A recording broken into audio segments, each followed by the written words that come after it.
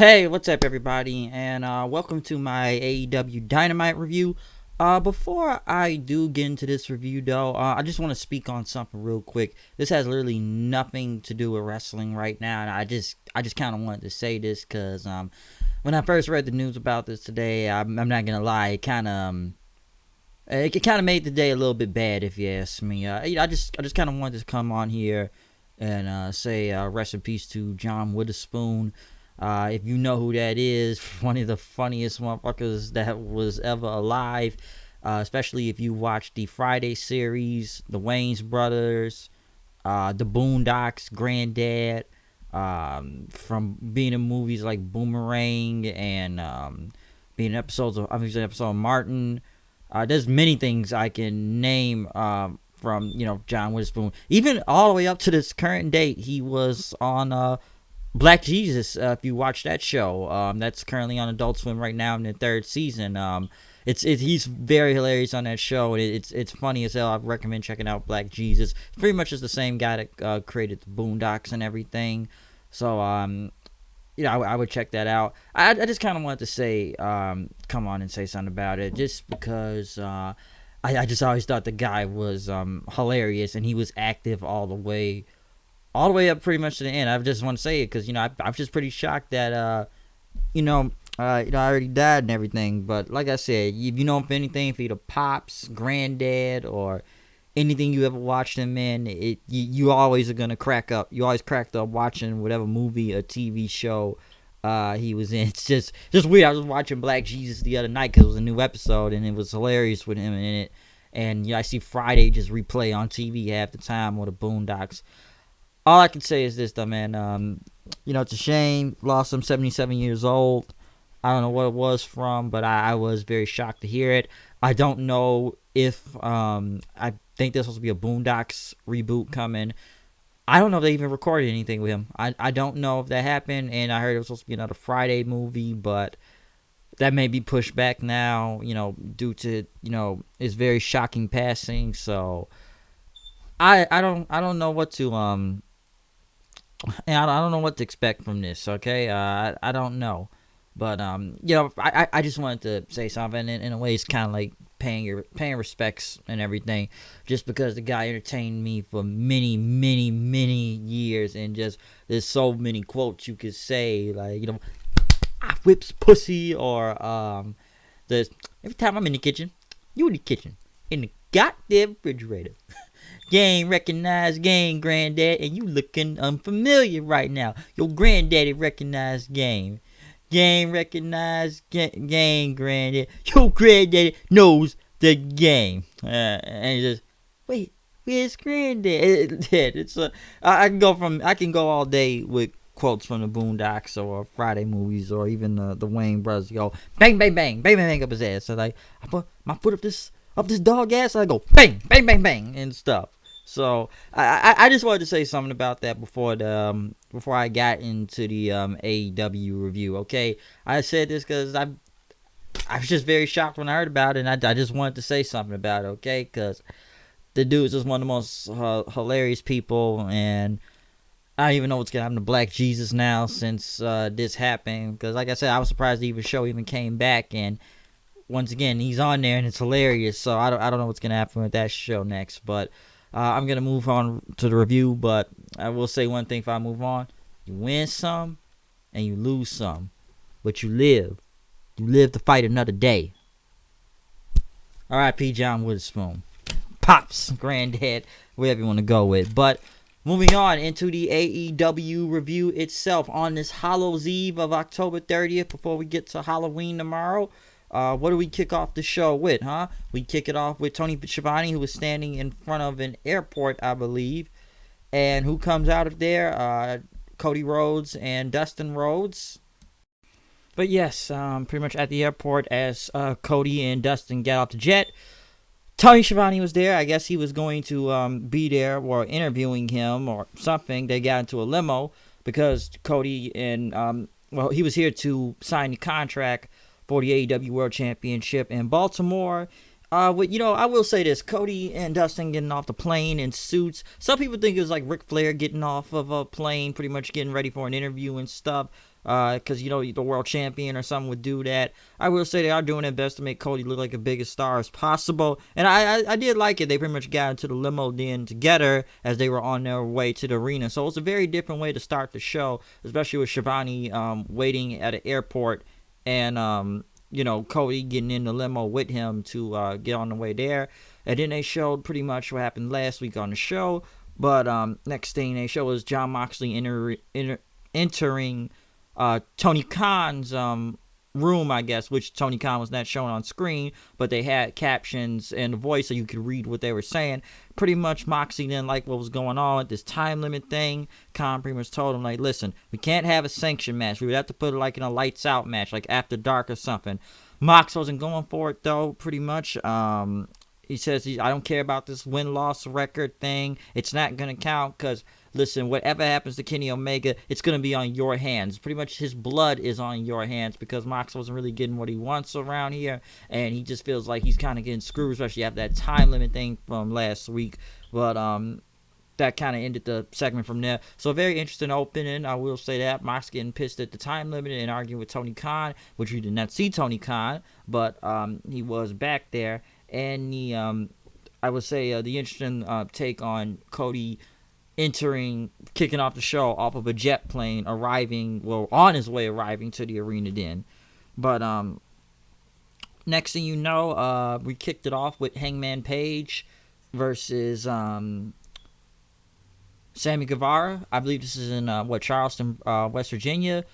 Hangman is from Virginia, if I'm not mistaken. So Hangman was very over here. A very good match to kick off the show. Good opener. Hangman picked up the win with the buckshot lariat for the win. He got on the microphone after, pretty much says, there's been a lot of things going on around here that's been said about me lately, and things, haven't been going well. But tonight felt good, as he said. And he said he's going to do some real cowboy shit at Full Gear. Fans chanted cowboy shit then, and then he says somebody said that's a shirt, I think JR said, but he says he pretty much told Pac he is going to kick his ass at Full Gear, and like I said, he's going to show some real cowboy shit at Full Gear. So a very good promo for Hangman. Hangman was more over, I will say, I believe, because he is from there, and I guess he's kind of more, I don't know if it was the hometown or the home state or anything, but Hangman was very over here to the West Virginia crowd, or Virginia itself. Is it West Virginia? Or is just West Virginia crowd and everything. So Hangman was over. We then went to Hikaru Shida versus Shana. I don't know who this girl is. I've never heard of her. Shana, I guess she's new to the roster. This was a good match, I will say that. I say this with the women. Very solid, really good. Couple botches here and there, and everything, but I did like the match itself. Some people said this girl, Shana, is from the Stardom promotion also, where they got Morocco Shida. So this was a very good match, very solid, very competitive. For a minute, I thought it was just about to be a showcase match for Morocco Shida, since she's been on the show a few times, but it was pretty good. I will say that. It got better down the line. I just felt it was a little bit botchy, but it did get better down the line as the match went on. So, very enjoyable. It's a good match, I will say that. Just a couple botches here and there, though. Next thing you know, Chris Van Vliet was out there to interview the Rock and Roll Express, Ricky Morton and Robert Gibson. I feel like I'm seeing them on more shows nowadays than now that I think about it. They're supposed to be on the NWA soon enough, and didn't they just compete for New Japan Pro Wrestling recently? I don't know, though. The Rock and Roll Express are still active competitors to this day. They're still competitors to this day, and they were pretty much asked about, how they felt, because they were going to be the ones to introduce the tag team titles. Pretty much, they got on the microphone, talked about 33 years ago they were in this building. The Rock and Roll Express was very over with the crowd, by the way, so at least people know who they are. And they said they beat Ole and Arn Anderson 33 years ago in the same building. But as they continue to speak, LAX came out, Santana and Ortiz pretty much attacked Ricky Morton and Robert Gibson in, beating them up, and they beat them up with loaded socks then after that. And next thing you know, they pretty much picked up the titles, tossed them off the off the stage, I believe, and then they picked up Ricky Morton and power bombed him through like some tables on the side of the stage. And I know some people saying, like, how old is Ricky Morton and why is he taking this bump for? But hey, man, listen, the guy's still doing moonsaults at his age, okay? So the Rock and Roll Express are still going to this day. Like I told you, don't believe me, look it up. But pretty much then the fans started chanting rock and roll then after that. And the Young Bucks pretty much chased off from LAX as they were pretty much trying to help up the Rock and Roll Express then after they got beaten up then. So, this did give Santana and Ortiz heat pretty much as they beat up the Legends. Some people would say you would cheer when they do that, but the fans said that they booed more than they kind of cheered for LAX beating up the Rock and Roll Express. Maybe because the crowd is more, I would say the Rock and Roll Express is very over with them. So that was a very good segment, I will say that. One thing I noticed was the video package of Brandy Rhodes and the pointing thing from last week. I don't know, she had like a black hat on and Awesome Kong and like this, I don't know, some spiritual type of thing. I don't know what Brandy Rhodes' gimmick is about to be. I honestly don't, okay? I don't know what it is or what they're going for. Do I really want to see Brandy Rhodes in a wrestling ring in general? Not really, because the girl is not good, okay? We think we've seen enough of this. And Awesome Kong is involved, so I don't know. That fell out of the blue last week with me, because it's like, okay, pointing. I'm going to point at you now.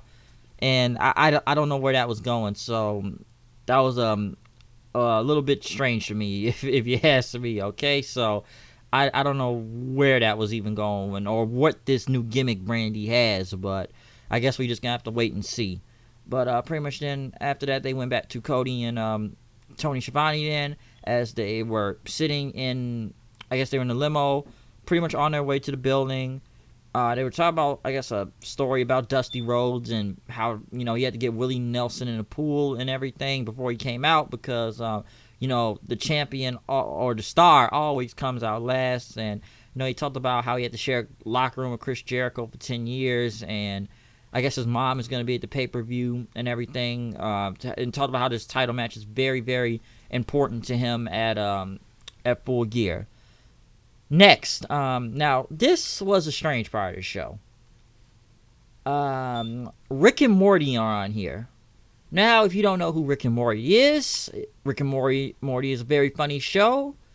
They're going to be back with a new season in the next few weeks on Adult Swim. I don't know why they're promoting this on TNT for, unless they wanted AEW to promote Rick and Morty for their new season coming up. Because I didn't understand. And by the way, if you noticed throughout the whole night, I guess they were a sponsor or endorsement or something. If you look at the turnbuckles and the ring posts, they pretty much had the Rick and Morty name and the colors to it, okay? So I don't know why they were doing this tonight. And I like Rick and Morty. I like the show. I think the show is freaking hilarious, okay? It's funny as ever. And I can't wait till the new season. But I just didn't understand why they had this going on, especially if they're on Adult Swim and we're trying to promote this on TNT. But it ended up with Beretta and Taylor and Orange Cassidy. By the way, Trent Beretta was dressed as Morty, and Orange Cassidy and Chuck Taylor were dressed as Rick Sanchez out there. They pretty much went against John Silver, Alex Reynolds, and QT Marshall. Listen, the biggest thing I could really say about this match that I'm sure a lot of people cared about was Orange Cassidy. He probably had the biggest pop out of this whole tag match. All he had to do was do that, the kick thing and stuff. He kicks QT Marshall, which I'm sure people think it was the kicks of death or whatnot. But he does the kicks, throwing Marshall out the ring then, and he did like this one big kick on him, and by the way, his hands are still in his pockets. He kips up. The referee puts on his glasses. I don't know if it was after or before he put on the glasses and everything, but pretty much he dived out of there with his glasses on, comes back, kips up, the referee puts his glasses on, and the best friends pretty much come with the hug and everything. They did that Storm Zero finish, Beretta and Taylor, which I don't even think Taylor even jumped on the guy all the way. But they end up getting the win and getting the hug. Cassidy was only really the biggest star out of this match, I will say that. I'm sure some people may have not liked this whole cosplay thing they were doing, but the crowd was very over with the whole Rick and Morty thing. Yeah, I do agree with my friend told me that a lot of these guys wearing Rick and Morty masks did look kind of scary, though, for some reason. You just see how everyone in the crowd, they just all got Rick and Morty stuff on, okay? And I'm not saying it was like McDonald's when that whole sriracha sauce thing was going on at one point and fans almost rioted because Rick and Morty were promoting it, but this was good. I will say that. I just didn't expect Rick and Morty to be promoting this show. And by the way, when they came out during the intro, they had Rick and Morty talk. For a minute there, I thought they were about to have the voice actors show up on there. I'll have some animated clip of Rick and Morty being in an AEW ring. I thought the Rick and Morty thing, and overall, I did think it was funny, but I think it was just mostly due to Orange Cassidy being out there, just doing the whole pockets thing, and it gets over. I will say that. It may not be everybody's cup of tea of him, just this guy just doing these light kicks, and then which I think is just amazing how the guy moves, hitting suicide dives and stuff. Just with his hands in his pockets. I think that's the craziest part about it. So it was fun for what it was. I just didn't understand what the heavily promotion of Rick and Morty though. But hey, it's a fun show. It'll be back in about a couple weeks, so I'll be being sure to watch it. But pretty much as we came back from commercial, Chris Jericho came out. The AEW World Champion, which, by the way, at least he has the Halloween spirit. He had a Halloween jacket on. My only gripe with this was that Cody, of course, well, I guess in a way it makes sense because he was arriving to the building with Tony Schiavone, and of course he got a big entrance and everything, which he was over. Same with Jericho. My only thing about it was that I feel like the World Champion should always come out last, if you ask me. Then, first is the challenger, then the champion, but I guess they had a reverse, and the only reason why is just because, Cody arrived, late to the building and pretty much in second hour of the show, but they did the contract signing not in the ring, but at the top of the stage. I guess they had some moderator up there or something. Jericho put his belt on the table and everything, as it was some woman in the middle. I guess she was they called her the AEW attorney. I guess we had attorneys in it. Some people say it was like WCW. I don't know. But, of course, as they both sat down getting ready to sign the contract, the match is going to go to a 60-minute time limit. There's supposed to be 3 judges. Now, when I heard about this judge thing, and maybe I need to go look up into it more, why do we need judges for a world title match? I'm not understanding that, though. And maybe I need to go look up a little more into that, but why are there judges? I don't understand that. What is the point? The only time I really ever heard about judges being in a match, and maybe this goes back for a while, but I swear I saw this clip on Botchamania, was when I don't know, I think it was back in WCW from a long time ago, and what was that, Jason Hervey kid was on there and some other people to determine who's going to come the next world champion after a match. That's what confuses me. Like, why do we need judges in a match for? I don't know about that. Maybe I need to go look up into that more, but I'm not really keen on that idea all the way. But Cody signed the contract first. He passed to Jericho. Jericho jumped up. Cody jumped up also. Jericho says, "Ha, I got you." Fans chanting, "You sucked in." And he says, "Okay, you can all chant that all night long, but I don't care." Jericho pretty much says, this match is too important to just flip over a title. This title's not going to be made into a mockery and everything. This is the biggest match of Cody's career, as Chris Jericho put it. Because Cody,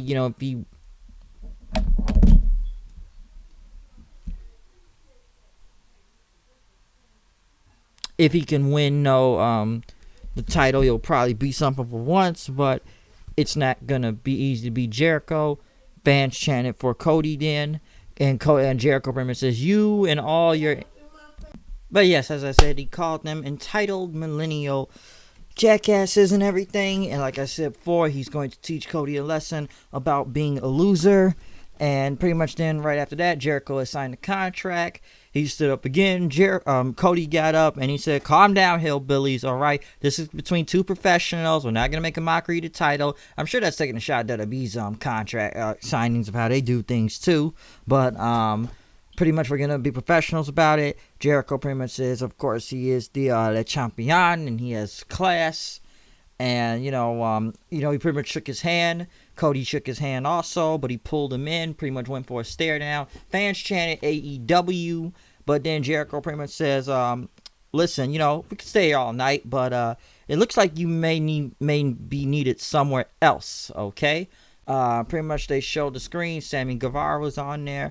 Pretty much, talking about Cody and telling the cameras to look at this. It was Jake Hager and Dustin Rhodes pretty much brawling with each other. I did not really see Hager's fight. I should go back and look that up.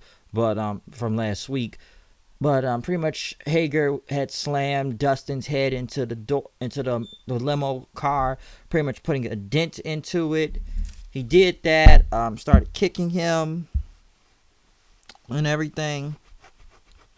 And then next thing you know, Dustin's arm was in the the door while it was open. Hager slammed the door into Dustin's arm, putting him to the ground. Cody came in to break it up. MJF was there also, which I'm sure we're still waiting for that heel turn to happen soon enough. Jericho pretty much walked by as, the Inner Circle got into their, Escalade car and stuff. And he says, "Hey, you may want to take him to a hospital. Happy Halloween, Cody." So a very good contract signing segment. No cliche, brawl and everything, as a lot of contract signings would go. They didn't end up fighting each other. Just Cody trying to make the save for his brother, but was too late to do it. But overall, a good contract signing in general. Next, Kip Sabian, Angelico, and Jack Evans, who were already in the ring being introduced as they were getting ready to go against the Elite. But Kenny Omega had his the old school video game, or some say Sans Undertale graphics, which it says the cleaner and everything, and saying that Kenny has been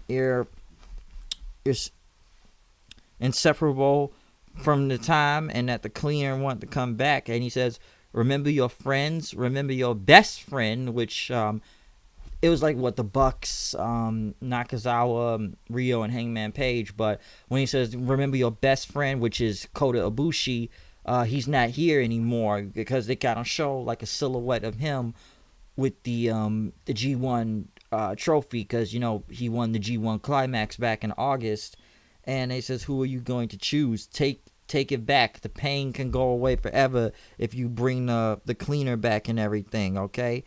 And just join us." But it ended up with, a sock being thrown at him, saying, "Stick a sock in it, pal." And it pretty much questioned who was going to tag, which Kenny Omega came out as Sans Undertale. I don't really know the video game that well, to be honest. I know what it is because it's in Super Smash Bros. Ultimate as a skin DLC, but I don't really know a lot about Sans Undertale, okay?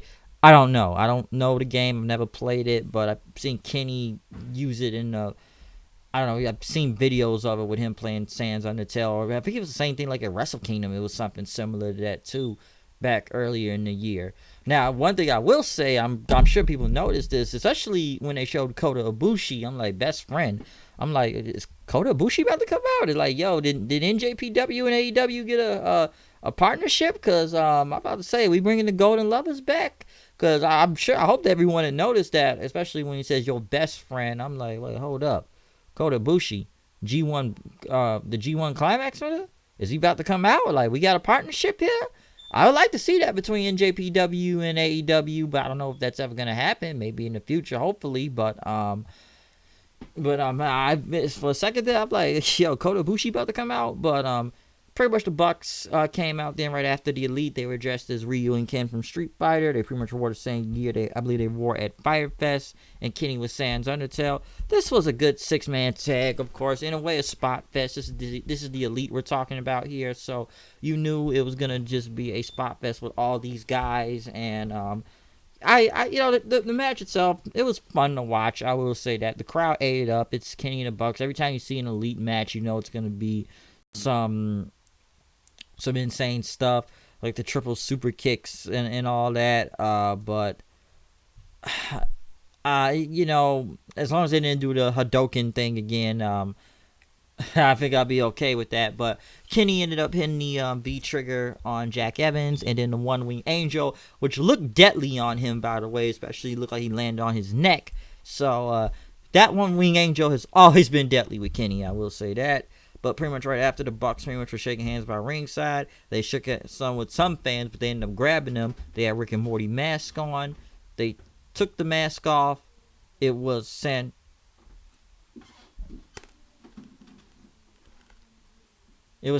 Ortiz. They pretty much pulled the Young Bucks in over the crowd. They jumped them. Omega came for the save then after that. So, once again, Santana Ortiz getting more heat throughout the night.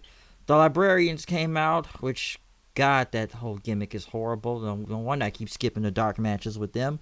Next thing you know, John Moxley came out pretty much to a big pop. Goes in, hits him with the Death Rider. And then Moxley cut this fantastic promo, I should say. This was great. This was way better. I'm sure people are gonna say this, but a way better promo than what Dean Ambrose could ever cut.